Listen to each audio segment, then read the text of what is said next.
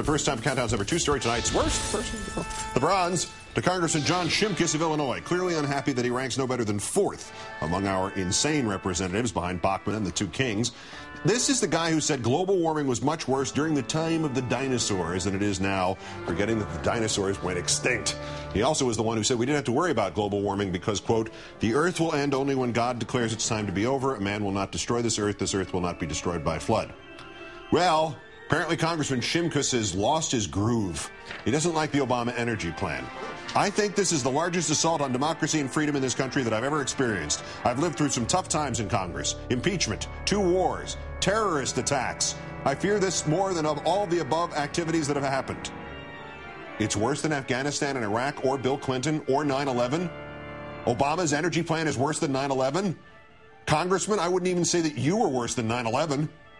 And anyway, if somehow you're right, won't God defeat the Obama energy plan? Our runner-up, Little Jesse, Billo the Clown's stalker producer, bought some shares of GE stock, giving him access to the share owners meeting. During the open questions part of the event, he and at least one other person affiliated with Fox proceeded to exercise their rights to ask.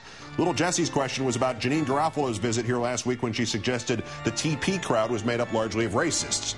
He was complaining that Alderman didn't bother to challenge her, according to another GE shareholder quoted in several news accounts. O'Reilly portrayed this as some kind of uprising against GE about, well, me.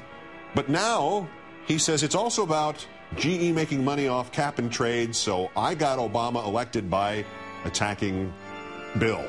Now, besides the paranoid delusion, there are several problems with this today. Little Jesse never identified himself as a Fox News employee when he asked his question, nor did he identify himself as representing Fox News as he tried to interview other GE stockholders in the parking lot afterwards. He simply wore a sticker badge reading share owner. He also claimed his microphone had been cut off. It was not. Every GE share owner who wanted to talk got to, some multiple times. Also, Little Jesse recorded the question and answer session in violation of corporation rules. And when caught recording it, he lied about whether or not he was recording it. Also, 2 facts completely left out of Fox's reporting. Not one GE shareholder, not even Little Jesse, complained about the $200 million or whatever it is MSNBC made for the corporation last year. And as the whole event was summed up in the last sentence in the Reuters news story about Wednesday's uprising, quote, shares of GE rose 10 cents Wednesday to close at $11.80. Went up another 8 cents today. Thanks, Bill.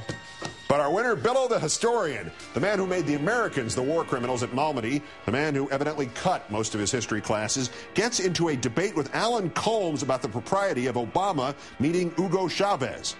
Do these people have a problem with Mao and Nixon? Colmes asked. And of course, you worked for Richard Nixon. I mean, Nixon goes to China. Do you have a problem with...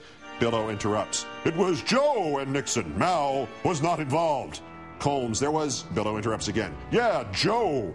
All right, but okay, all those points are valid as long as you realize it was Zhou Enlai, not Mao Zedong.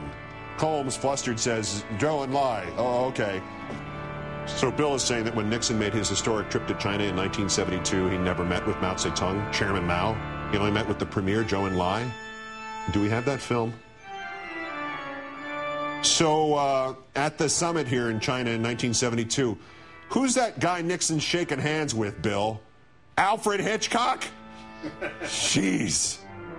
Bill, help me out here. I'm supposed to take you seriously? Bill, who are you going to believe about Mao? Me or your lying archival footage, O'Reilly? Today's worst person. Get a history book in the world.